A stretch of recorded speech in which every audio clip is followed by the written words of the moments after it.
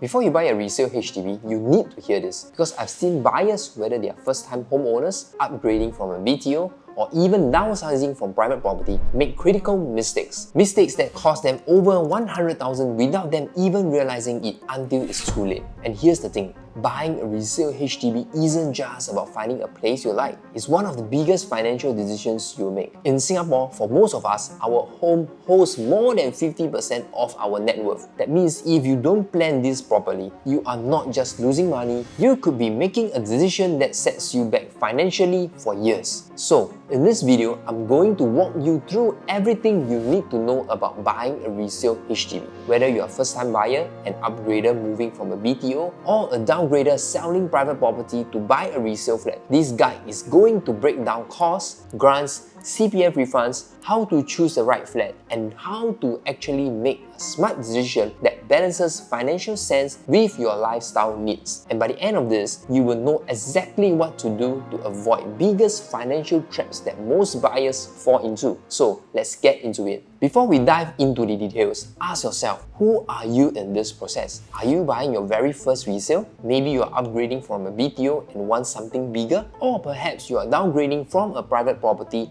and trying to manage finances better. Each group has different considerations, different grants, and different financial traps to avoid. If you don't know where you stand, you could be missing out on tens of thousands in subsidies or getting hit with unexpected costs. One of the first things that you need to account for is Buyer's Stamp Duty or BSD. It is a tax that applies to every property purchase in Singapore and it follows a tiered system. The first 180,000, you will pay 1%. The next 180,000, that's 2%. Then for the next 640,000, it jumps to 3%. And if the property price exceeds 1 million, anything above that is taxed at 4%. Let's say you are buying a 700,000 resale flat. Here's what that means for you. First, you pay 1% on the first 180,000, that's 1,008. Then you pay 2% on the next 180,000, which is 3,600. And on the remaining 340,000, you pay 3%, which comes up to 10,200. Add everything together and your buyer's stamp duty is 17,600. And guess what? That's the money you need to prepare for upfront. It's part of your closing costs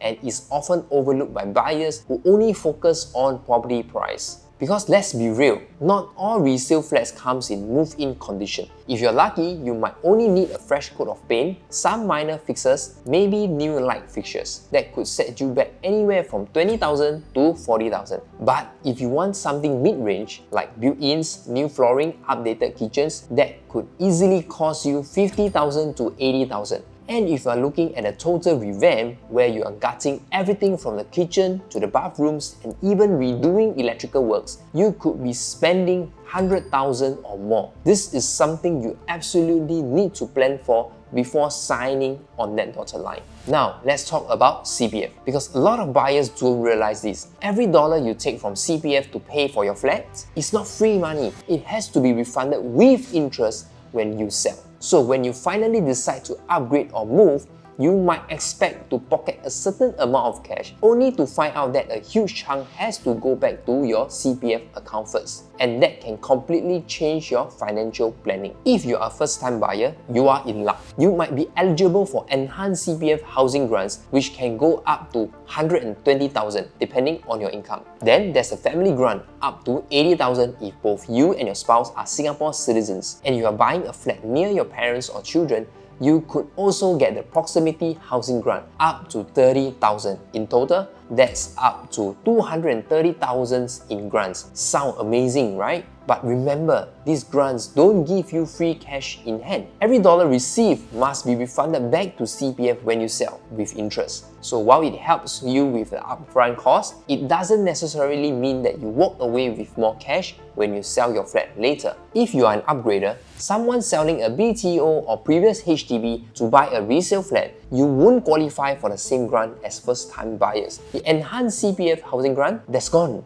The family grant is lower if either you or your spouse has already owned an HDB. And remember the CPF refund rule? Everything you took out, including grants, must be refunded before you see any cash proceeds. That's why a lot of upgraders feel like they made way less than expected when selling their flat. For downgraders, if you are selling a private property or executive condo to move to a resale HDB, there are two things to watch out for. First, the 15-month wait-out period. Unless you are 35 and above and moving into a smaller unit, you can't buy a resale flat immediately after selling your private property. Second, grants are limited. You won't qualify for the enhanced CPF housing grant, but you might still get the family grant and proximity housing grant if you meet the income ceiling and other criteria. So now you know the cost, the grants, and the CPF situation. But how do you actually choose the right resale flat? This is where a lot of buyers get stuck, because while we all want a good deal,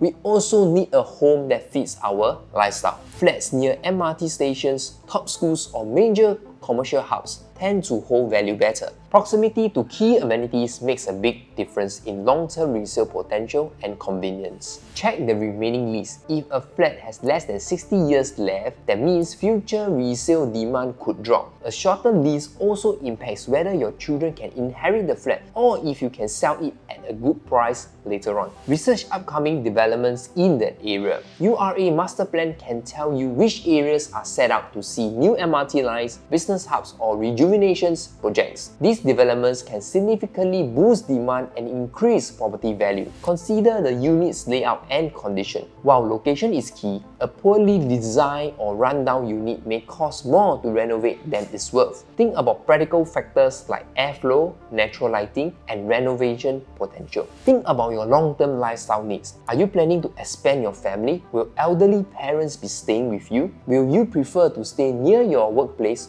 or children's school? Buying a home isn't just about its price, it's about ensuring it meets your living needs for years to come. At the end of the day, choosing a resale HDB isn't just about getting the best deal. It's about making sure it's the right home for you, both financially and practically. So let's wrap this up. Buying a resale flat is not just about the listing price. You need to factor in stamp duty, renovation costs, CPF refunds, and other hidden expenses. Grants can help, but they must be refunded later, which affects your final cash proceeds. Your buyer type determines what financial restrictions you face. First-time buyers get the most grants, upgraders need to plan for CPF refunds, and downgraders have wait-out periods and reduced grant eligibility. And finally, choosing the right resale flat means balancing location, lease balance, and future resale potential. If this was useful, let me know your biggest resale HDB question in the comments. And if you want more insights on property and finance, hit that subscribe button